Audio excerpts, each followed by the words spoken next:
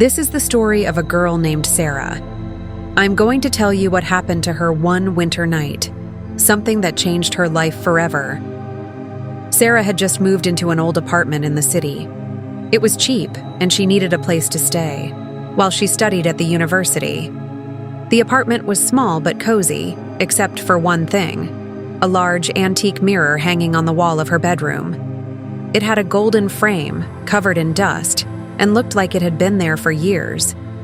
The landlord had told her never to move it. "It belongs to the house," he had said. Sarah didn't think much of it. The first few nights were peaceful. Sarah was busy with her studies and barely noticed the mirror.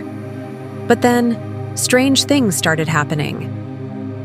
One night, as she was brushing her hair in front of the mirror, she noticed something odd. Her reflection smiled at her, just a little, when she hadn't moved her lips at all. She froze, staring at herself, but everything seemed normal again. "Maybe I imagined it," she whispered to herself, and went to bed. The next night, she heard whispers. Soft, distant whispers like someone was speaking from far away. She sat up in bed, heart pounding, and looked around. The room was dark except for the faint glow of the streetlight outside. Then she realized the sound was coming from the mirror. Sarah's breath caught in her throat. She wanted to run, to leave the room, but something held her in place. Slowly, she turned her head toward the mirror. It was just her reflection staring back. But as she watched, the reflection moved, raising a hand when she hadn't. Her scream caught in her throat as the reflection smiled, a cold, eerie smile. Then, in a blink, everything was normal again. She jumped out of bed, grabbed a blanket, and slept on the couch that night. The next morning, Sarah convinced herself it was just her imagination. Maybe she was too stressed with her studies. Maybe it was just an old mirror playing tricks on her mind. But deep down, she knew something was wrong. That evening, she decided to test it. She stood in front of the mirror and waved her hand. The reflection did the same.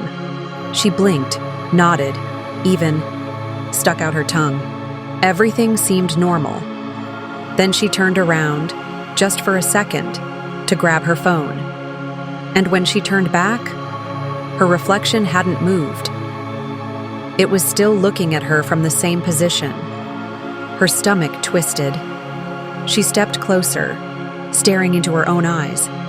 And then, her reflection blinked, but she hadn't.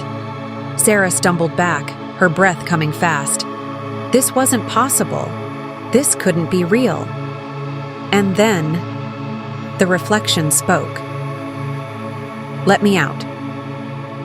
Sarah's blood turned to ice. The voice was hers but distorted, like an echo from deep underwater. She ran out of the room, slamming the door behind her. She wanted to leave, to run out of the apartment, but where would she go? She had no friends nearby, no money for a hotel. Hours passed as she sat in the living room, hugging her knees. She kept telling herself she was imagining things, but deep down, she knew she wasn't. Finally, she gathered the courage to go back. The mirror was just an object. It couldn't hurt her. She would cover it, maybe even take it down, and everything would be fine. She opened the door. The room was silent. The mirror stood there, reflecting the dim light. Taking a deep breath, she picked up a bedsheet and threw it over the mirror. "There," she whispered. But as she turned away, she heard a sound. A slow, scraping sound. Her heart pounded. She turned back, and the bedsheet was on the floor. The mirror was uncovered.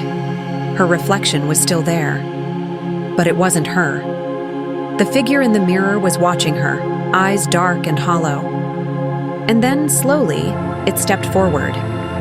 Not in the reflection, out of the mirror. Sarah's scream echoed through the apartment as the figure emerged, its body twisting unnaturally, its face a horrible, distorted version of hers. It reached out, fingers stretching toward her. Sarah turned and ran. She didn't stop to grab her phone or her keys. She just ran out of the apartment, down the stairs, into the cold night. She never went back. The landlord found the apartment abandoned the next day. The door was unlocked. Sarah's belongings were still there, but she was gone. And the mirror? The mirror was empty. No reflection at all.